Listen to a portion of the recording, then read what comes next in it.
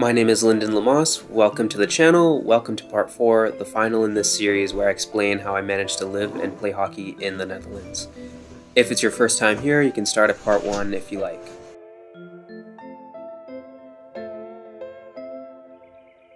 Jumping straight into it, last time I mentioned I got a great deal on housing.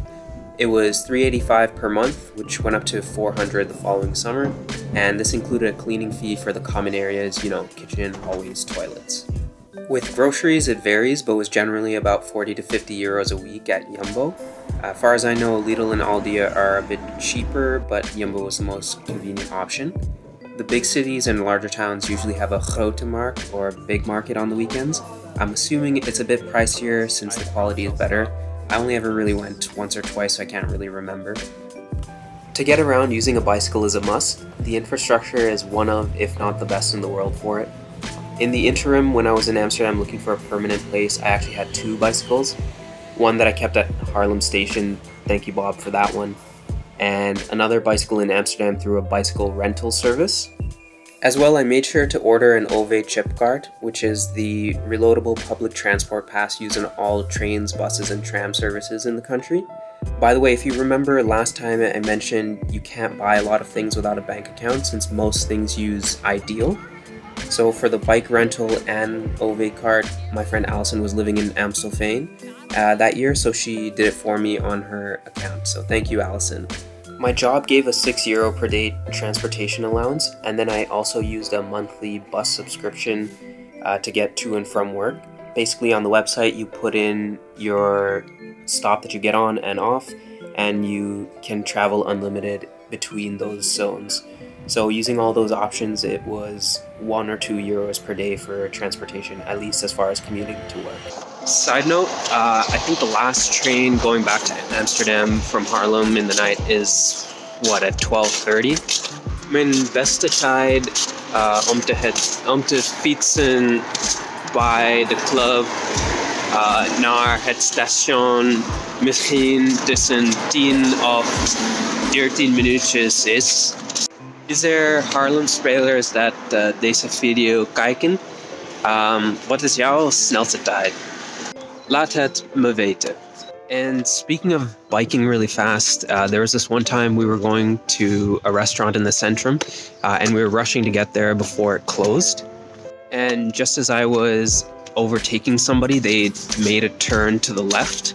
I mostly was able to brake and swerve out of the way, but I still banged my shoulder pretty hard. Luckily, didn't have to go to the hospital, just some physio and some rehab for some weeks, and it eventually recovered. But that just kind of shows you never really know when something medical will come up, so it's really important to have some sort of coverage. And actually, health insurance is mandatory in the Netherlands. So they actually have a private healthcare system, but the price is regulated by the government and it gets reevaluated year by year. When I was there, I think it was something in the ballpark of 100, but as you can see here, it's 142 now for the most basic plan.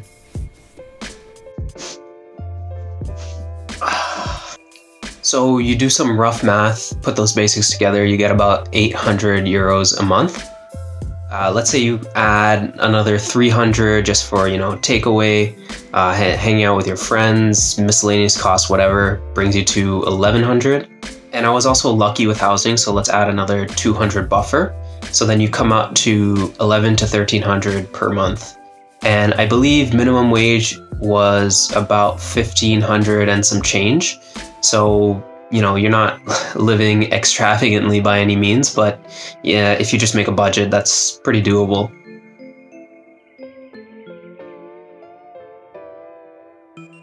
The Netherlands actually has the highest level of English proficiency outside any majority English-speaking country, so you won't have any problems as far as day-to-day interactions. Actually, their English is so good that multiple times I saw if there's a group of Dutch people speaking English and one person makes the slightest grammar mistake or mispronunciation, the rest of the group just starts ripping on them. And alright, that's not 100% the case. Some are stronger or weaker in English than others, and the proficiency will diminish the further and further away you travel from Amsterdam or the major cities. Once I was at Amsterdam Sloterdijk and there was some train delay notification on the screen at the platform, and surrounding it was a sea of smartphones all held up with Google Translate's camera feature open, so that gives you an idea of how many foreigners live there. The locals I knew were very accommodating and spoke English to me, but in group conversations, naturally, you can't expect everyone to speak their second language just for me, so a lot of times I was lost on the conversation. As well, it may be harder to communicate on the phone with customer service, or when discussing more abstract or complex ideas, or maybe when using vocabulary that's outside of normal everyday interactions. For instance, I went to trim my hair, and back then I had it quite long, and I wasn't concise enough with the way I described to the barber what I wanted, and he misunderstood me and just ended up chopping it all off. On the flip side of Nederlanders speaking English, I'm sure anyone that has learned other languages will probably agree to this, but when you speak to someone in their own language, it really breaks down the barriers. Now, I cannot speak Dutch. I know a lot of phrases and a good amount of vocabulary, but not well enough to hold a conversation. But everyone on my team was assigned a task for the season, and mine was to award the man of the match after the games. And I attempted to do it in Dutch. My pronunciation's shit. Grammar, terrible. I managed to spit out a few mediocre, barely understandable sentences, but even still, you could see people's eyes light up, and they came up to me afterwards just to tell me, wow, so well done, great speech, I'm so impressed, your Dutch is so good. For a lot of us English speakers, we may not think twice about it since the world is centered around us in a lot of ways, but people really appreciate when you at least try and put some effort in to communicate in their language. My intention was to keep practicing and eventually be fluent. In the meantime, it did help that I had a mix of both English and Dutch friends in my social network. Honestly, I'm somewhat of an introverted person, so I don't need that much social interaction to feel good anyway. And I was also just caught up in the novelty of the whole thing, move to a new country, go on this big adventure or whatever, but it would probably get a bit lonely and isolating beyond a year or two if I just stayed at the level that I was at.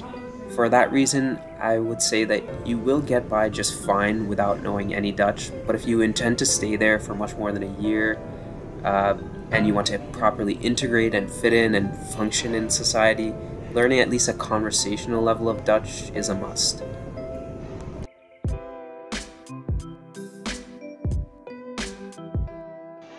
If you live in North America, it's far and potentially expensive to travel to another country. Of course, as a Canadian, the US is right there, and of course vice versa. Both places are really cool, a lot to see and a lot to offer. And of course, they're very different from region to region, but on a general sort of national level, they are very similar. You have to fly 3 to 5 hours and shell out potentially hundreds of dollars to see somewhere with a substantially different culture or way of life, in contrast to Europe, where you can do the same in 1 to 2 hours, and for 20 to 30 euros if you plan ahead. I went to Ireland, Portugal, and Italy in the same trip, and spent about 35 euros per flight. My point is, if you get to live in Europe, particularly Northern or Western Europe, you have so many more attainable and affordable options purely by way of geographic location, not to mention the strength of the currency and higher income levels compared to many of the nearby countries. So if you have the means and a strong passport, it's a good opportunity to see the world.